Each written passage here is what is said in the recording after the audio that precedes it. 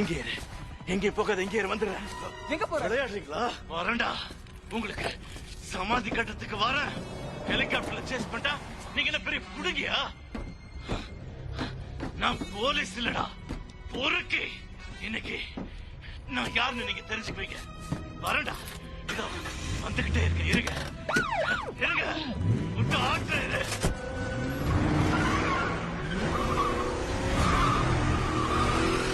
என்னடா நினைச்சீங்க? Traffic jam ஆக்கி என்ன கொலை பண்ணலான்னு பாத்தீங்களா?